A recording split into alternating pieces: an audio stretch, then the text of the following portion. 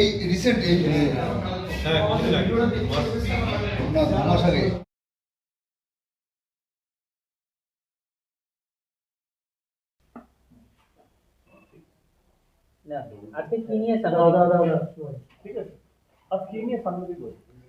আজকে আমরা বর্ধমান দীপা পেটিয়ার্সের পক্ষ থেকে আমরা একটা আন্তর্জাতিক পুতুল নাট্য উৎসব করছি, যেটা শুরু হচ্ছে 28শে ফেব্রুয়ারি 2025 এবং 2 মার্চ 2025 শেষ হচ্ছে। তো সেটা নিয়ে আমরা একটা সাংবাদিক সম্মেলন রেখেছিলাম আপনাদের সহযোগিতার জন্য। এটাই মূল বিষয় আজকে। পুতুল নাচের মাধ্যমে কি তুলে ধরা হচ্ছে? পুতুল নাচের মাধ্যমে তুলে ধরা হচ্ছে বলতে, পুতুল নাচ একটা কি বলবো, একটা সামাজিক মাধ্যম, যেটার মাধ্যমে আমরা বিভিন্ন রকম লোকশিক্ষা দিতে পারি। লোকশিক্ষা বা যে কোনো জনসচেতনতামূলক প্রচার বলুন, যাই বলুন, সেটা যদি আমরা পুতুলের মাধ্যমে করি, একটা মানুষ নিজে করলে যেভাবে হবে, সেটা যদি পুতুলের মাধ্যমে করা হয়, সেটা অনেক বেশি মানুষের কাছে হৃদয়গ্রাহ্য হয়। তো সেটা একটা বিষয় থাকে মেসেজ দেওয়ার। কিন্তু এখানে আমরা যে ফেস্টিভ্যালটা করছি, সেখানে শুধু মেসেজ নয়, তার বাইরেও প্রত্যেকটা নাটক এটা, এবং প্রত্যেকটার একটা স্টোরি লাইন আছে, এবং সেখানে এন্টারটেনমেন্টও আছে, শিক্ষাও আছে। পুতুল খেলাতে কোন কোন জেলা থেকে অংশগ্রহণ করছে? জেলা বলতে আমাদের এটা এবারে আমরা প্রথম আন্তর্জাতিক উৎসব করছি বর্ধমান শহরে বা জেলাতে প্রথম, এবং এর আগে আমি জানি না পশ্চিমবঙ্গে আন্তর্জাতিক মানের উৎসব কলকাতা ছাড়া আর কোথাও হয় কিনা। তো এর আগে আমরা এই পুতুল খেলা ব্র্যান্ড নেমে বর্ধমানে 5বার এর আগে করেছি। সেটা ছিল জাতীয় স্তরের, এবং সেখানে শুধুমাত্র ভারতবর্ষের বিভিন্ন প্রান্তের লোকজন এসেছিলেন। এবারে আমরা ভারতবর্ষের বাইরেও ইতালি থেকে আমাদের 2টি টিম আসছে, সেটা ভারত সরকার এবং পশ্চিমবঙ্গ সরকারের সহযোগিতায়, এবং সেই জন্য এটাকে আমরা আন্তর্জাতিক পুতুল নাট্য উৎসব এবছর করতে পারছি। পুতুল খেলা কদিন ধরে চলবে? মোট 3 দিন চলবে। 28 তারিখ শুরু হচ্ছে, 28শে ফেব্রুয়ারি, হ্যাঁ, এবং 2 তারিখে শেষ হচ্ছে। এই 3 দিন আমাদের বর্ধমানে। এরপরে আমরা আরও 2 দিন এক্সটেন্ড করছি। উত্তর 24 পরগনার গোবরডাঙ্গা বলে একটি জায়গা আছে, সেখানে 3 এবং 4 মার্চ হবে। আনুমানিক বাজেট কত? বাজেট বর্ধমানের জন্য আমরা 6 থেকে 7 লাখ টাকা ধরেছি। এবার কমপ্লিট না হলে ফাইনাল বলা যাবে না। কত মানুষের ভিড় হতে পারে? ভিড় বলতে আমরা দেখুন এর আগে 5বার যেটা জাতীয় স্তরের করেছি টাউন হলে আমাদের প্রত্যেকবারই হাউসফুল হয়ে গেছিলো, এবং আমাদেরকে গেট বন্ধ করতে দিতে হয়েছিল প্রশাসনের সহযোগিতায়, এত ভিড় হয়ে যাচ্ছিল। এবার এখানে এবছর যেহেতু এই সময়টা পরীক্ষা আছে বিভিন্ন স্কুলের, সেই হিসেবে আমরা আশা করছি ভালোই হবে। হ্যাঁ, অ্যাটলিস্ট ডেলি 400 লোক তো আমরা আশা করছি। উদ্বোধন হিসেবে কারা কারা থাকছে? হ্যাঁ, উদ্বোধনে অনুষ্ঠানে আমাদের জেলা প্রশাসনের বিভিন্ন পদাধিকারীরা থাকছেন, যেমন মাননীয় সভাধিপতি সাহেব থাকছেন, মানে ওনারা আসবেন বলেছেন আর কি। ডিএম ম্যাডাম থাকছেন।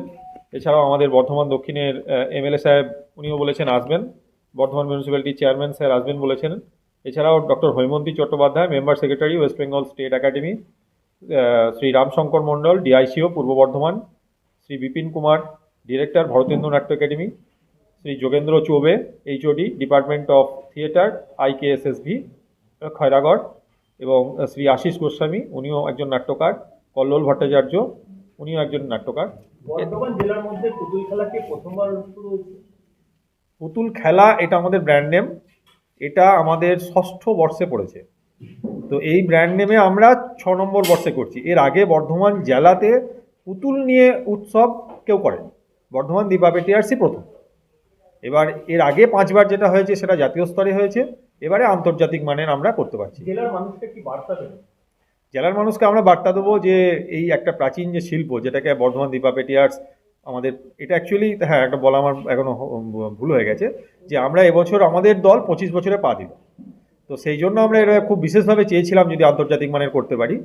তো 25 বছর ধরে আপনারা যেভাবে আমাদের পাশে থেকেছেন, এবছর এবং আগামী দিনেও আপনারা আমাদের পাশে থাকুন, এবং এই যে প্রাচীন শিল্প এটাকে টিকিয়ে রাখার আমরা সব রকম চেষ্টা করছি। সেটাতে আপনারা আমাদের পাশে থাকুন, সহযোগিতা করুন, যাতে আমরা এটাকে আরও এগিয়ে নিয়ে যেতে পারি। সঙ্গীত মেলা, নৃত্য মেলা, হ্যাঁ, হঠাৎ আমরা দেখছি পুতুল নৃত্য মেলা। হ্যাঁ, এই যে গ্রাম বাংলার যে ঐতিহ্য, সেটাকে ফিরিয়ে আনছেন আপনারা হ্যাঁ, এই শহরের মধ্যে। হ্যাঁ।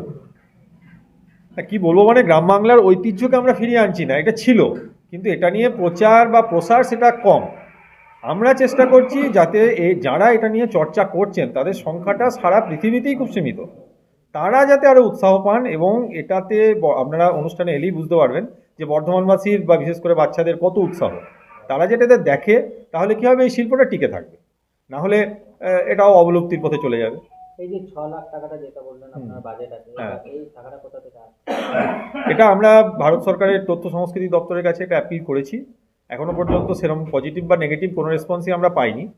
সেখান থেকে যদি কিছু সাহায্য আসে রাজ্য সরকারের তরফ থেকে বা জেলা প্রশাসনের তরফ থেকে যদি আমাদের কিছু ওনারা দেন কিছু, আর এর আগেও তো করেছেন। হ্যাঁ।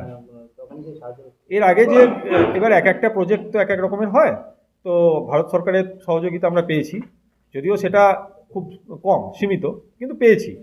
তো আমাদের যেটা সোর্স অফ ইনকাম হচ্ছে গিয়ে পুতুল, আমাদের এখানে আমন্ত্রণপত্র থেকে আমরা কিছু টাকা সংগ্রহ করতে পারবো।